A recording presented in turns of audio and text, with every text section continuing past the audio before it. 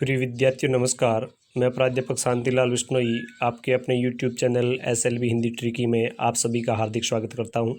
प्रिय विद्यार्थियों, कक्षा 11 के अधिकतर विद्यार्थियों की मांग पर मैंने कक्षा 11 का पाठ्यक्रम शुरू किया है, जिसका आज अध्याय नंबर 1 हम वितान पाठ्य पुस्तक का पढ़ेंगे।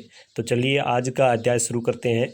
वितान भाग 1 अध्याय नंबर 1 भारतीय गायिकाओं में बेजोड़ लता मंगेशकर।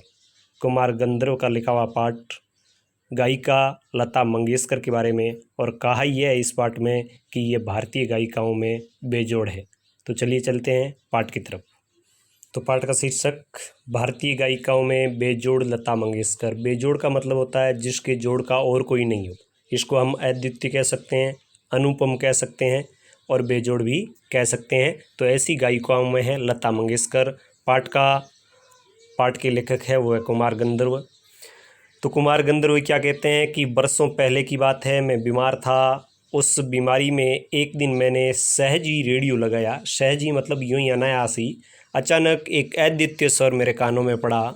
वह स्वर लता जी का था। स्वयं सुनते ही मैंने अनुभव किया कि यह स्वर कुछ विशेष है, रोज का नहीं है। यह स्वर सीधे मेरे कलेजे से जा भिड़ा। मैं तो हैरान हो गया। मुझे समझ में नहीं आ रहा था कि यह स्वर किसका है। मैं तन्मयता से सुनता ही रहा। गाना समाप्त होते ही गायिका का नाम घोषित किया गया और एंकर ने कहा लता मंगेशकर। नाम सुनते ही मैं चकित हो गया। मन ही मन एक संगति पाने का भी अनुभव हुआ, मानो मैंने लता जी का साथ किया हो। सुप्रसिद्ध गायक दीनानाथ मंगेशकर की अजब गायकी एक दूसरा स्वरूप लिए उन्हीं की बेटी की कोमल आवाज़ में सुनने का अनुभव हुआ। तो लता मंगेशकर के पिता का नाम भी यहाँ पे दे रखा है, सुप्रसिद्ध गायक दीनानाथ मंगेशकर, और उनकी अजब गायकी का दूसरा स्वरूप किसकी आवाज़ में मिला? लता जी की आवाज़ में। मुझे लगता है कि बरसात के भी पहले किसी चित्रपट का वह कोई गाना था, मानो बरसात का दृश्य फिल्माया जा रहा था और उससे पहले वह गाना गाया जा रहा है। तब से लता निरंतर गाती चली आ रही है और मैं भी उनका गाना सुनता आ रहा हूँ। लता से पहले प्रसिद्ध गायिका नूरजहाँ का चित्रपट संगीत में अपना जमाना था। तो लता से पहले कौन? नूरजहाँ का जमाना था। परंतु उसी क्षेत्र में बाद में आई हुई लता उनसे कहीं आगे निकल गई। कला के क्षेत्र में ऐसे चमत्कार कभी कभी दिख पड़ते हैं, जैसे प्रसिद्ध सितारिए विलायत खां ने अपने सितार वादक पिता की तुलना में बहुत आगे चले गए थे। तो सितार वादक का नाम बताया विलायत खां और पिता का नाम बताया, पिता का नाम यहाँ पे नहीं दे रखा है, लेकिन वो सितार वादन में अपने पिता से भी बहुत आगे निकल गए थे। तो ऐसा ही किया लता जी ने कि वो नूरजहाँ के बाद आई थी और वो भी उनसे बहुत आगे चली गई थी। अब लेखक कह रहे हैं कि मेरा स्पष्ट मत है कि भारतीय गायिकाओं में लता के जोड़ की गायिका हुई ही नहीं है। नहीं हुई मतलब बेजोड़। लता के कारण चित्रपट संगीत को विलक्षण लोकप्रियता प्राप्त हुई। यही नहीं, लोगों का शास्त्रीय संगीत की ओर देखने का दृष्टिकोण भी एकदम बदल गया। पहले लता जी से पहले लोगों का शास्त्रीय संगीत की तरफ देखने का दृष्टिकोण अलग था, वो भी बदल गया। तो वो भी दृष्टिकोण भी एकदम बदला है। छोटी बात कहूँगा, पहले भी घर घर बच्चे गाया करते थे, पर उस गाने में और आजकल घरों में सुनाई देने वाले बच्चों के गानों में बड़ा अंतर हो गया। बढ़िया प्रश्न बन रहा है। तो क्या अंतर हुआ है? आजकल के नन्हे मुन्ने भी स्वर में गुनगुनाते हैं। क्या लता का इस जादू का कारण नहीं है? क्या छोटे बच्चे गुनगुना रहे हैं, इसका कारण वह लता का जादू नहीं है? कोकिला का स्वर निरंतर कानों में पड़ने लगे तो कोई भी सुनने वाला उसका अनुसरण करने लगेगा। तो यहाँ पर कोकिला शब्द है, वह भी किसके लिए आया है? लता मंगेशकर के लिए। तो लता का स्वर किसी को भी कानों में पड़ेगा तो वह उसका अनुसरण करेगा, ये स्वाभाविक सी बात है। चित्रपट संगीत के कारण सुंदर स्वर मालिकाएं लोगों के कानों पर पड़ रही है। सुंदर संगीत की स्वर लहरियाँ पड़ रही है। संगीत के विविध प्रकारों से लोगों का परिचय हो रहा है, उनका स्वर ज्ञान भी बढ़ रहा है। लता की आवाज़ में क्या सुरीलापन है, इसकी समझ भी उन्हें होती जा रही है। तरह तरह की लय के प्रकार भी उन्हें सुनाई पड़ने लगे हैं। आकार युक्त लय के साथ उनकी जान पहचान होती जा रही है। साधारण प्रकार के लोगों को भी उसकी सूक्ष्मता समझ में आने लगी है। इन सब का श्रेय लता को जाता है। इन गानों के प्रति, इन लय के प्रति, धुन के प्रति, ताल के प्रति आज लोगों की समझ है, तो इसका सब का सब श्रेय जाता है वो लता को जाता है। इस प्रकार उसने नई पीढ़ी के संगीत को संस्कारित किया है। सामान्य मनुष्य में संगीत विषयक अभिरुचि पैदा करने में बड़ा हाथ बटाया है। संगीत की लोकप्रियता, उसका प्रसार और अभिरुचि के विकास का श्रेय लता को देना पड़ेगा। तो बहुत बढ़िया प्रश्न बन रहा है कि संगीत के क्षेत्र में लता जी की क्या भूमिका है, तो यहाँ पर बढ़िया उत्तर बनेगा आपको। पॉइंट नंबर 1 यहाँ पे दे रखा है कि स्वरों के कर्मबद्ध समूह स्वर मालिका में बोल नहीं होते। स्वर मालिका में शब्द नहीं होते, बोल नहीं होते, लेकिन स्वरों का जो कर्मबद्ध समूह है उसे क्या कहा जाता है? स्वर मालिका। आगे लेके कह रहा है कि सामान्य श्रोता को अगर आज लता की ध्वनि मुद्रिका और शास्त्रीय गायकी की ध्वनि मुद्रिका सुनाई दे तो वह लता की ध्वनि मुद्रिका ही पसंद करेगा। देखो, लता की ध्वनि मुद्रिका, लता की स्वर लहरी सुनाई दे और एक तरफ उसको क्या दे? शास्त्रीय गायकी। कहने का तात्पर्य यह है कि प्राचीन समय में शास्त्रीय गायकी अधिक पसंद की जाती थी।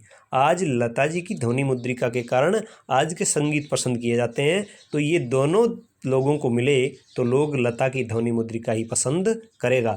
गाना कौन से राग में गाया गया, ताल कौन सा था, ये शास्त्रीय ब्यौरा इस आदमी को सहसा मालूम नहीं होता, क्योंकि शास्त्रीय गायकी में क्या होता है कि कौन से राग में, कौन से ताल में, तो इनसे आम श्रोता है वो लाभान्वित नहीं होता, इसलिए वह लता की ध्वनि मुद्रिका है उसको पसंद करेगा।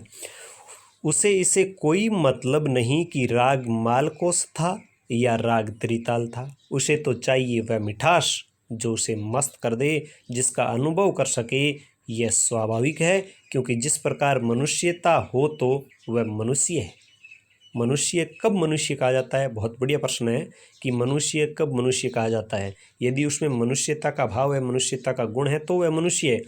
वैसे ही गानपन हो तो वह क्या है? संगीत है। लता का कोई भी गाना लीजिए, उसमें 100% आपको गानपन मौजूद मिलेगा।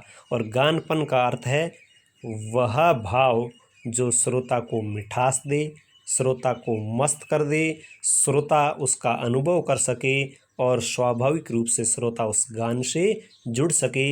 यही क्या है? गानपन है। लता की लोकप्रियता का मुख्य मर्म ये गानपन ही है। बहुत बढ़िया प्रश्न है कि लता की लोकप्रियता का मुख्य कारण क्या है, तो गानपन ही है। लता के गाने की एक और विशेषता है उसके स्वरों की निर्मलता। तो लता के गानों की क्या विशेषता है, लता के गायन की क्या विशेषता है? बढ़िया प्रश्न बन रहा है। तो स्वरों की निर्मलता। उससे पहले की पार्श्व गायिका नूरजहां भी एक अच्छी गायिका थी, इसमें संदेह नहीं, तथापि उसके गाने में एक मादक उत्तान दिखता था। लता के स्वरों में कोमलता और मुग्धता है, निर्मलता है, कोमलता है, मुग्धता है। ऐसा दिखता है कि लता का जीवन की ओर देखने का जो दृष्टिकोण है वही उनके गायन की निर्मलता में भी झलक रहा है।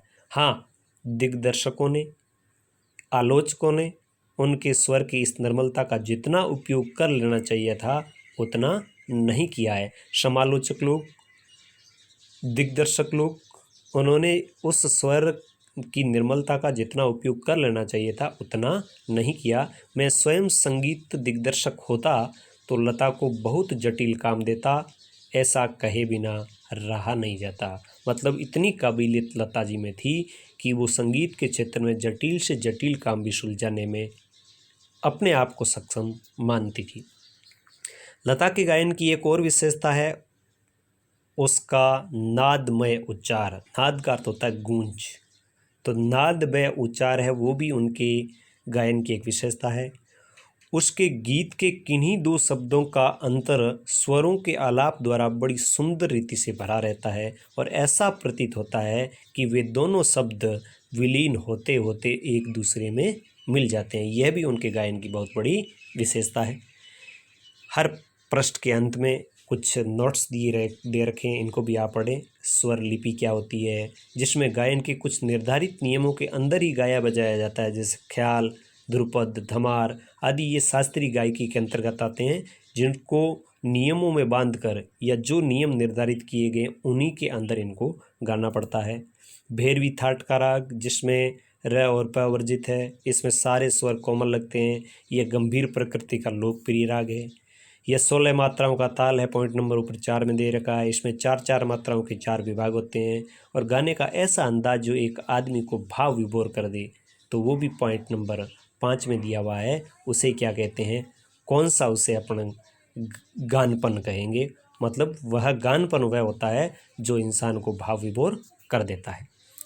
यह बात पैदा करना बड़ा कठिन है, परंतु लता के साथ ये बात अत्यंत सहज और स्वाभाविक हो बैठी है कि वो जटिल से जटिल प्रश्न को भी सुलझाने में सक्षम है, उन्हें महारत हासिल है। ऐसा माना जाता है कि लता के गाने में करुण रस विशेष प्रभावशाली रीति से व्यक्त हुआ है। बहुत बढ़िया प्रश्न बन रहा है कि सिद्ध कीजिए कि लता के गानों में करुण रस विशेष प्रभावशाली रीति से व्यक्त हुआ है। पर मुझे खुद ये बात नहीं पड़ती मतलब मुझे ये बात जंचती नहीं है, मैं इस बात से सहमत नहीं हूँ।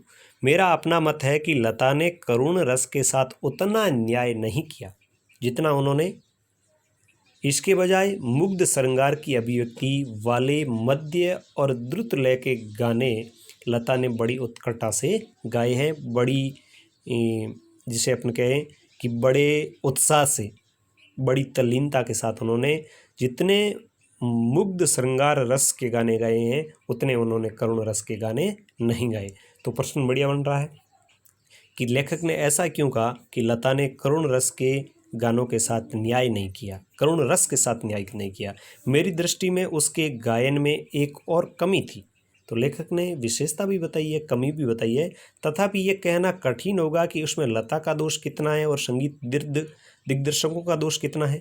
लता का गाना सामान्यतः ऊंची पट्टी में रहता है, ये उनके गानों की लेखक ने कमी बताई है, दोष बताया है। गाने में संगीत दिग्दर्शक उसे अधिकाधिक ऊंची पट्टी में गवाते हैं, ऊंचे स्वर में गवाते हैं और उसे अकारण ही चिल्वाते हैं।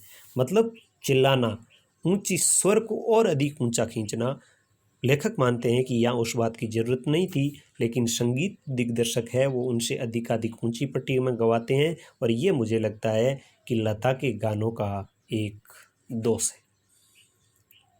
आगे लेकर कह रहा है कि एक प्रश्न उपस्थित किया जाता है कि शास्त्रीय संगीत में लता का कौन सा स्थान है। बहुत बढ़िया प्रश्न बन रहा है, सिद्ध कीजिए या बताइए कि शास्त्रीय संगीत में लता जी का कौन सा स्थान है। मेरे मत से यह प्रश्न खुद ही प्रयोजनहीन है, इसका कोई प्रयोजन नहीं है, कोई इसका अर्थ नहीं, कोई मतलब नहीं है। उसका कारण ये है, लेखक ने क्या कारण बताया कि शास्त्रीय संगीत और चित्रपट संगीत में तुलना हो ही नहीं सकती। पहली बात तो ये कि शास्त्रीय संगीत और चित्रपट संगीत में तुलना हो ही नहीं सकती। जहाँ गंभीरता शास्त्रीय संगीत का स्थायित्व भाव है, वहीं जलजल्य और चपलता चित्रपट संगीत का मुख्य गुणधर्म है। तो दोनों में तुलना हो ही नहीं सकती। चित्रपट संगीत का ताल प्राथमिक अवस्था का ताल होता है, जबकि शास्त्रीय संगीत में ताल अपने परिष्कृत रूप में होता है।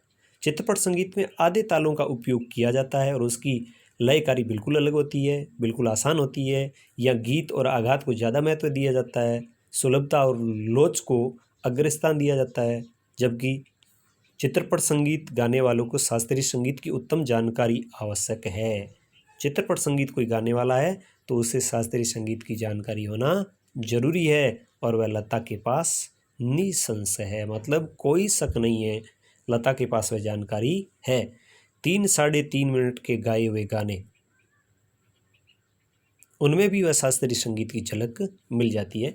तो लय देखिए, लय 3 प्रकार की होती है, विलंबित यानी धीमी हो, मध्य लय बीच की लय, द्रुत लय तेज लय। मध्य लय से दुगुनी और विलंबित लय से चौगुनी लय को द्रुत लय कहा जाता है। ऊंचे स्वरों का प्रयोग है तो उसके लिए ऊपर शब्द आया था, और द्रुत लय का मतलब होता है तेज। तो इन शब्दों को भी आप पढ़ें। स्वरों का बारीकी से मनोरंजन करना है तो उसका भी एक यहाँ पे शब्दार्थ आया है, उसको भी आप देखें। प्रश्न बन रहा है चित्रपट संगीत और शास्त्रीय संगीत, शास्त्रीय संगीत और चित्रपट संगीत में जो एक अंतर है उसके बारे में। तो आगे लेके कह रहे हैं कि चित्रपट के किसी गाने का और एकाध खानदानी शास्त्रीय गायन की 3-3.5 घंटे की महफिल, इन दोनों का कलात्मक और आनंदात्मक मूल्य एक है।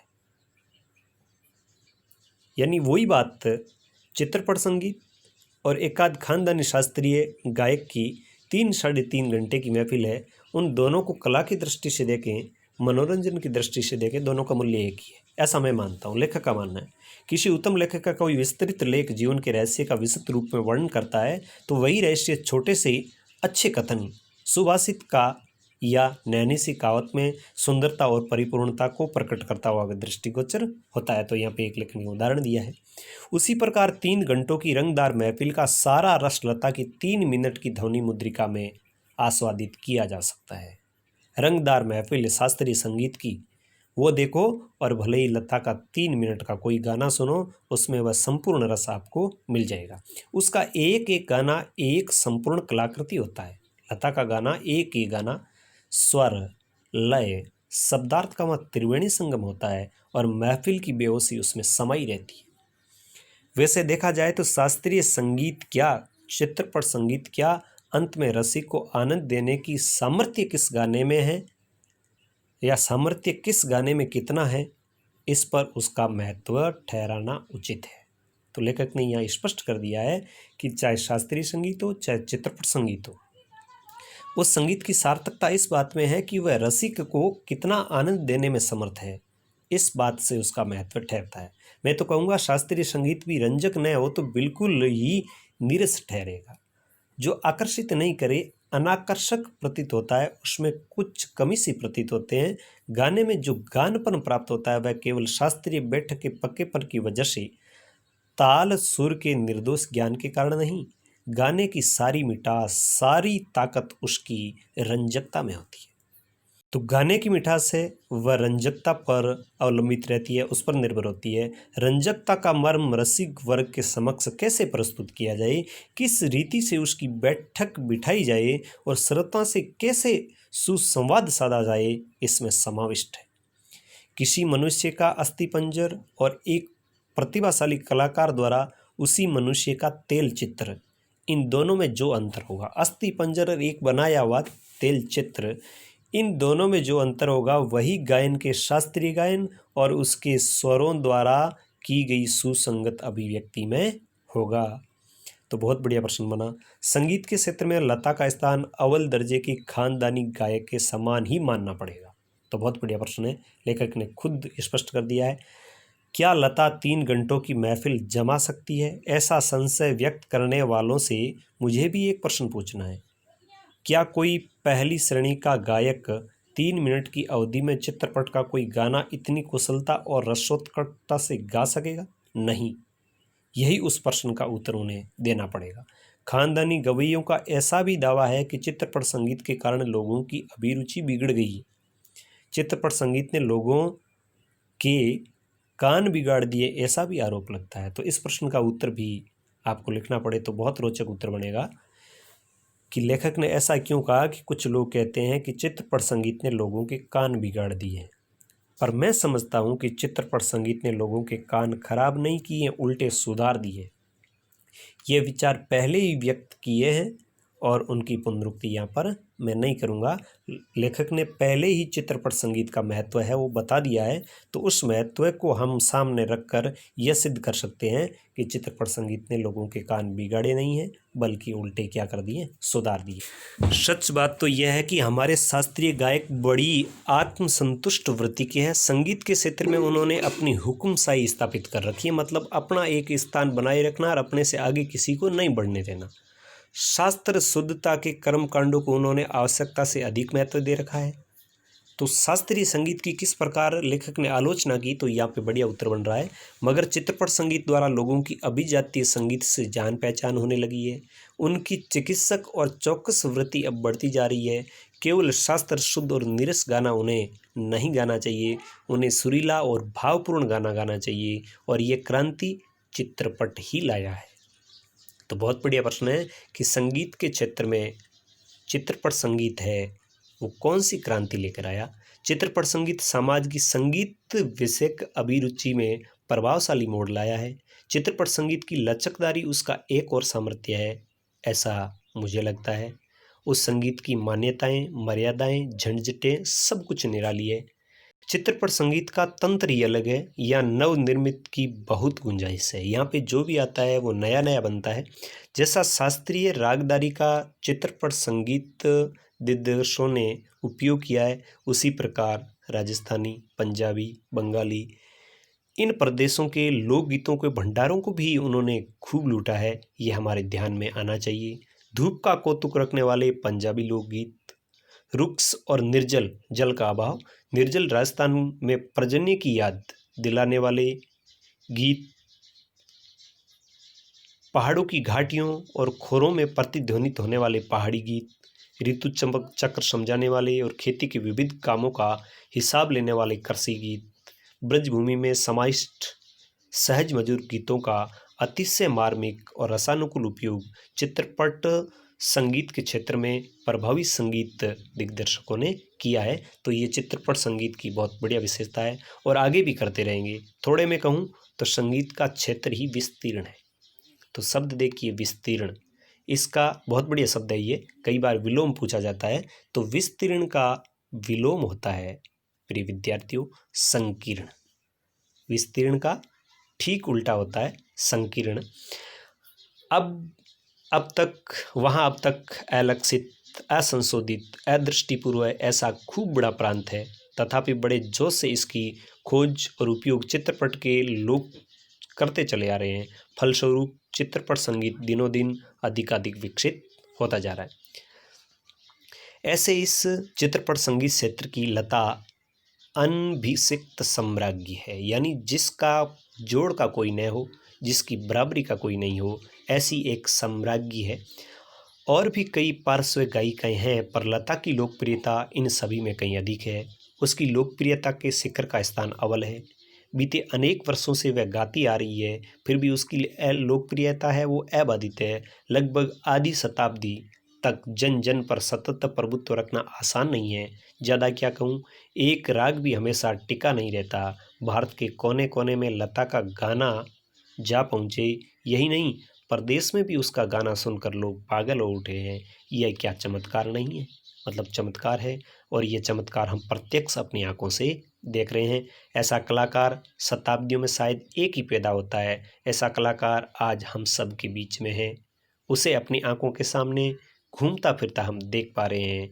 कितना बड़ा हमारा भाग्य है कि हमारे पास एक ऐसा कलाकार है जिसकी जोड़ का और कोई नहीं है।